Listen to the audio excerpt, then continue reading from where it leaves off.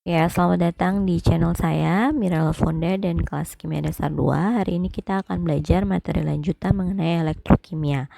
Kemarin kita sudah belajar bagaimana mengerti reaksi redoks, penulisan setengah reaksi reduksi dan oksidasi, pembuatan notasi, dan juga penyetaran reaksi dalam keadaan asam.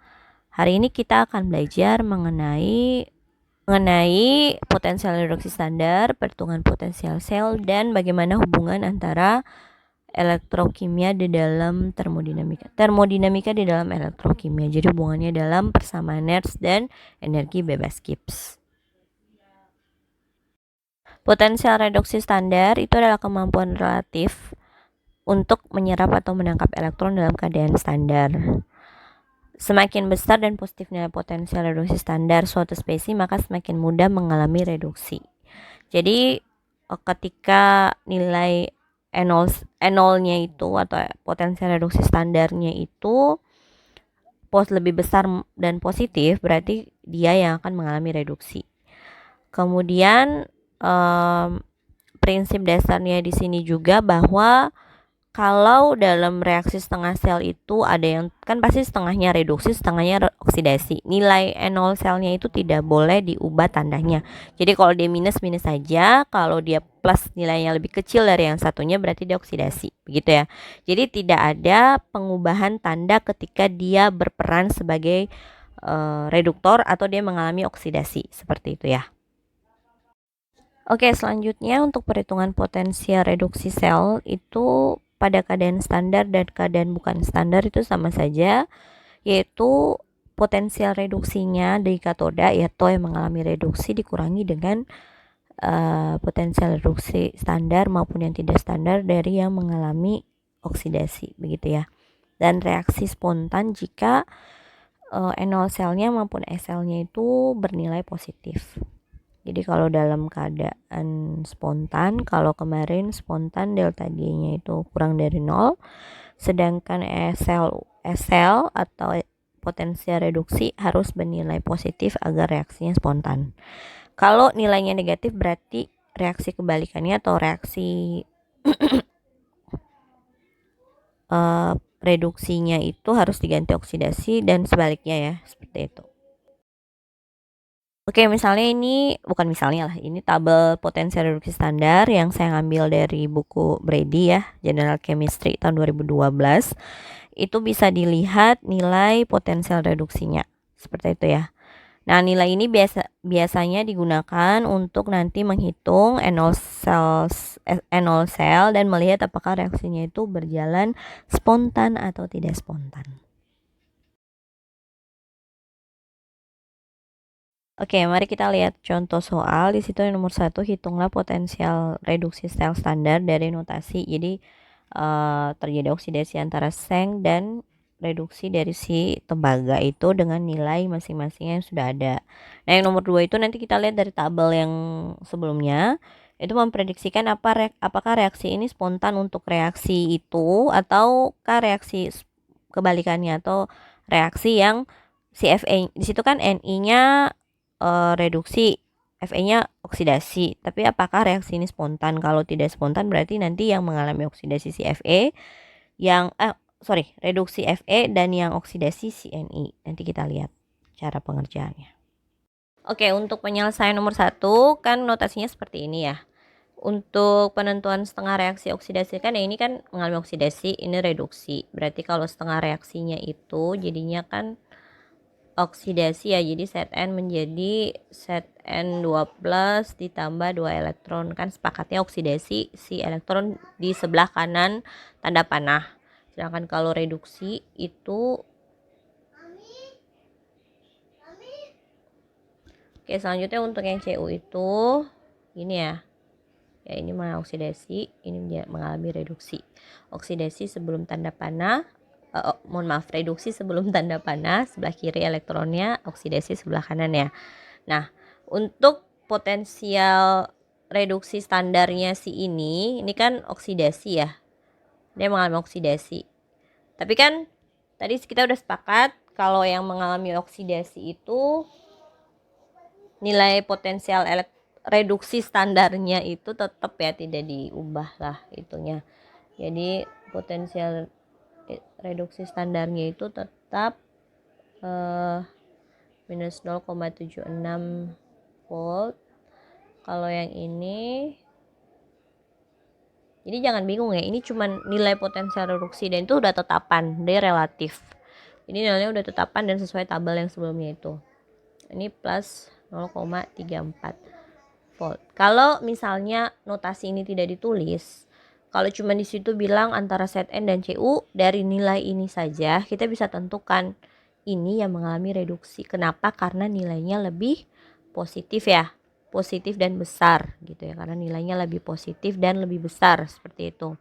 Jadi yang mengalami reduksi tetap si Cu karena nilainya lebih positif dan lebih besar dari ini. Ini kan negatif ya. Jadi E0 selnya itu menjadi E0 yang mengalami reduksi gitu ya. Biar ngerti lah, maksudnya E0 sel reduksi dari si Cu atau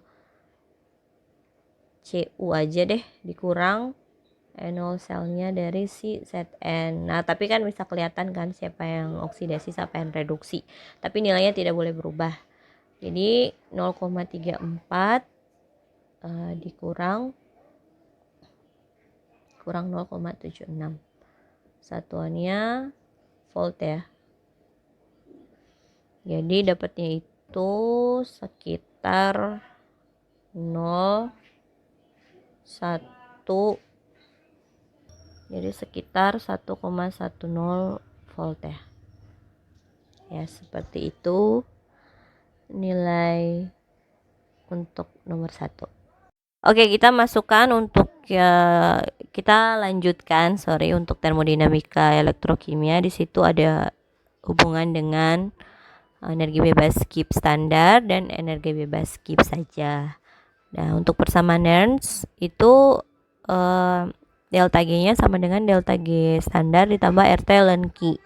Kalau setimbang kan berarti ln K ya, berarti Q sama dengan K, berarti nilai delta G-nya dianggap 0, delta E atau E itu dianggap 0, jadi nilai E0 selnya itu ada hubungan dengan tetapan kesetimbangan sama dengan RT ln K per NF, di mana R itu adalah tetapan gas ideal, T itu suhu, K itu tetapan kesetimbangan, N itu jumlah elektron yang terlibat dalam reaksi tersebut, kemudian F itu adalah jumlah muatan per mol ya, itu tetapan Faraday.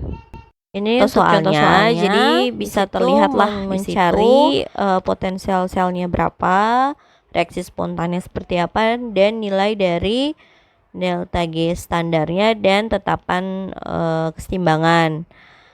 Di situ karena disuruh cari K berarti reaksinya sudah dinyatakan setimbang ya. Jadi jangan lupa bahwa delta G-nya itu sama dengan 0 untuk menyelesaikannya. Oke, kita lihat penyelesaiannya berikut ini. Oke, selanjutnya untuk yang latihan soal termodinamika itu kan dari situ untuk soalnya itu ditanya itu potensial selnya, kemudian tuliskan reaksi sel spontan dan hitung delta G standarnya sama tetapan kesetimbangannya. Nah, di situ kita lihat nilainya dulu. Kalau potensial reduksi standar untuk Ni kan lebih negatif dari Cu, berarti reaksi ini bisa terjadi yaitu reaksi antara saya langsung ini Ni 2+ aja biar Cl-nya tidak usah dimasukkan. Maksudnya saya ngambil speksi Ni saja begitulah. Jadi reaksi keseluruhannya itu saya tulisnya itu kan ini dijumlahin aja sekaligus, berarti Ni tambah Cu2+ menjadi Ni2+ tambah Cu ya. Sorry, ini apaan sih? Ya, beginilah reaksinya gitu ya. Kemudian energi nilai dari si E0 selnya itu berarti kan si-nya Cu dikurang si Ni, berarti langsung saya masukkan aja 0,34 dikurang 0,25.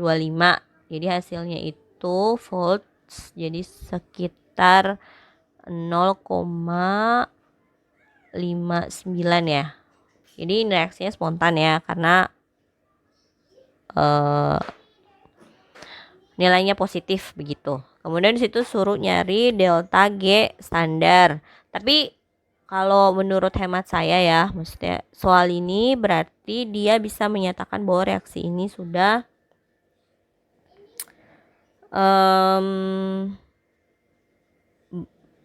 setimbang. Ya seperti itu ya. Jadi reaksinya itu spontan dan setimbang. Harusnya soal ini lengkap kalau menurut saya. Jadi tinggal dimasukkan saja nilai ini ke